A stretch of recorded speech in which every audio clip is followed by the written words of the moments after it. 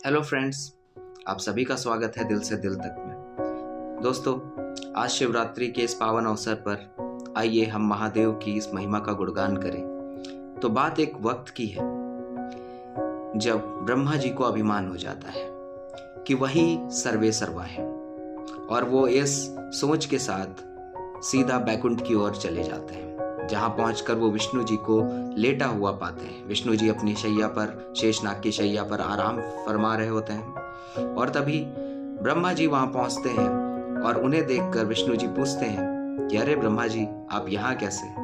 ब्रह्मा जी जब विष्णु जी को देखते हैं कि उनके आने पर भी वो उनका कोई सम्मान नहीं कर रहे, तो इस बात से उनको काफी ज्यादा गुस्सा आता है। वो कहते हैं कि मैं तुम्हारा पिता हूं, मैंने ही ये पूरी सृष्टि बनाई है और तुम मुझे देखकर भी लेटे हुए हो, मेरे सम्मान में खड़े नहीं हुए। ऐसा सुनकर विष्णु जी को थोड़ा क्रोध तो आता है, मगर फिर भी वो शांत स्वभाव से जवाब देते हैं कि अरे पिताश्री, आइए, मुझे क्षमा करिए, आप आइए, बैठिए।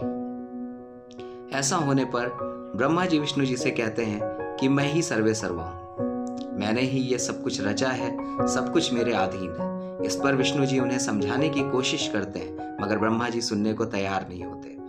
बात इतनी बढ़ जाती है कि आखिर में विष्णु जी अपने गरुड़ पे सवार होकर और ब्रह्मा जी अपने हंस पे सवार होकर युद्ध करने लगते हैं। युद्ध इतना भीषण होता है कि तीनों लोकों में कंपन शुरू हो जाता है। सारे देवता घबराते हैं और जब युद्ध ज्यादा ही बढ़ जाता है तो सभी दौड़कर महादेव के पास पहुंचते हैं। महादेव सारे देवताओं को आते हुए देखकर पूछते हैं कि क्या सब कुछ ठीक है, आप सब लोग सही हैं?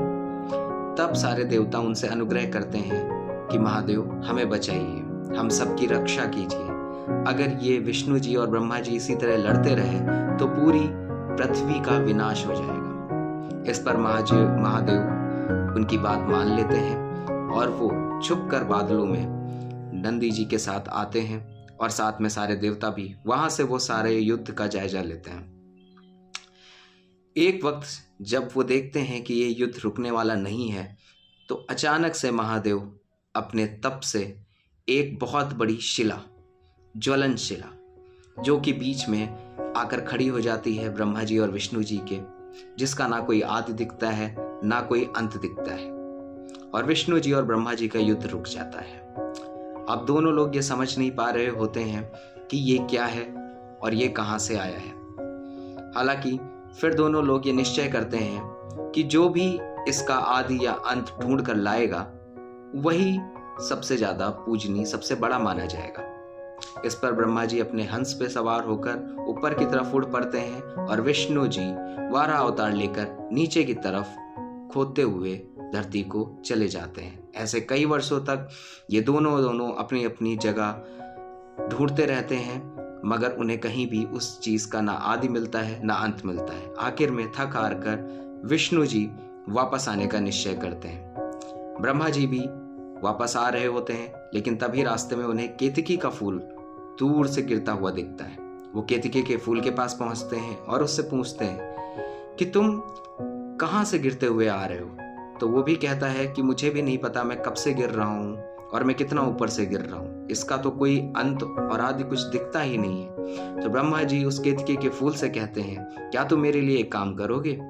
अगर तुम ये बोल दो कि मैंने इसका जो है ऊपर का छोर पा लिया है, तो मैं तुम्हें जो है एक उचित स्थान दिलाऊंगा। इस पर केतकी का फूल हामी भर देता है और फिर विष्णु जी और ब्रह्मा जी जब एक साथ मिलते हैं तो ब्रह्मा जी इस बात की गवाही केतकी से दिलवाते हैं कि उन्होंने उसका एक छोर ढूंढ लिया था। इस पर विष्णु जी कहते हैं कि ठीक है ब्रह्मा जी, आज से आप ही पूजनीय होंगे। और इतना सुनते ही वहां पर शिव जी प्रकट हो जाते हैं और शिव जी ब्रह्मा जी के इस व्यवहार से काफी ज्यादा क्रुद्ध हो जाते हैं। उन्हें काफी क्रोध आता है ब्रह्मा जी पर, क्योंकि यहाँ पर उन्होंने झूठ का सहारा लिया था खुद को महान बताने के लिए। इस पर काफी ज्यादा गुस्सा होने पर महादेव ब्रह्मा जी से कहते हैं कि आप आज से सारी पूजा से बहिष्कृत होंगे, आप किसी भी पूजा में सम्मिलित नहीं होंगे।